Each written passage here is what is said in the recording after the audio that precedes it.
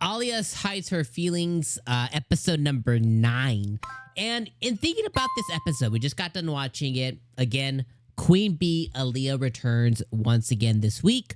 But here's the main thing is, out of all the 9 episodes so far, I feel like this one was the most tamed episode. Now, did we still get some Yuki fan service? Yes. Did Yuki represent all of us in saying titties are good? Absolutely, yes, she did. Salute to Yuki, okay? But really, what ended up happening this episode was not a whole lot. The main thing that occurred this episode was 𝐒𝐚𝐧𝐽𝐸 working with Nanoa. I think her name's Nanoa, basically the popular girl. And the reason he's working with her is because Alya cannot stand the fact that this Tanamiya girl is just getting kind of just ridden through the ends of the earth. Like, all the people at school are talking about her, and rightfully so, right? Because really what ended up happening is exactly what happened. She challenged Alya, she challenged 𝐒𝐚𝐧𝐽𝐸, and she got completely annihilated, completely embarrassed, and she ran away. So, like, what they're talking shit about, basically, in the words of 𝐒𝐚𝐧𝐽𝐸, is not really far from the truth. Like, what they're talking crap about is legitimately what happened this episode. So it's one of those things to where it's just kind of getting to Alya. So 𝐒𝐚𝐧𝐽𝐸 basically has a conversation with her. He's like, hey, we can help her, but in doing so, it will kind of eliminate, you know, kind of the big, not stain, but like the aura that they gained from that debate. They'll kind of lose, maybe not all of it, but some of it, if they kind of side with her, et cetera, et cetera. And she's like, hey, I don't care. It's just not who I am. And he's like, hey, yeah, I get it. Like, we want to win with a clean conscience kind of thing. So he partners with Nanoa, and they're basically going to start a new rumor that'll kind of clear up some of Tanamiya stuff and basically make her mad at this Nanoa girl because she was kind of playing dirty, and that's not her thing. So that's kind of the first thing that happened. The next thing that happened this episode was pretty funny stuff. So we have Misha and Alya who end up falling for hypnotism. And apparently the student council girl, I think her name is Sarashina, I think that's her name.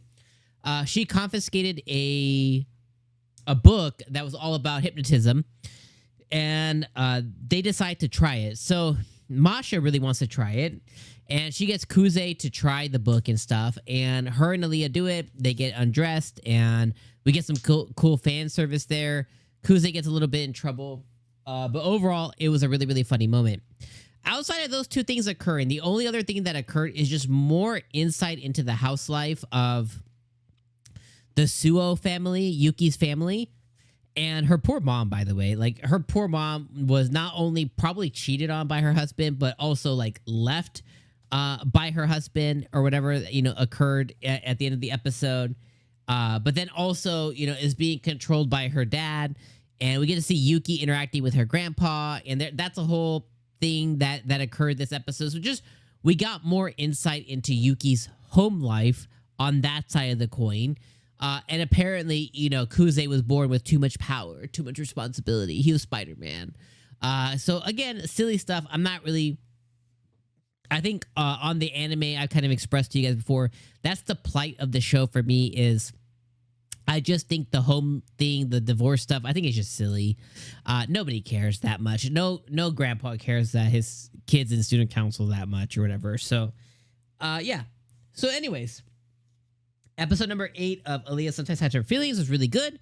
I enjoyed it. I think it was probably the least, you know, on the scale of 1 to 9, right? Like the episode number 1, episode number 9, ranking them from best to least. I think this would probably be like the 9th episode, which is okay because this 9th episode is still better than most.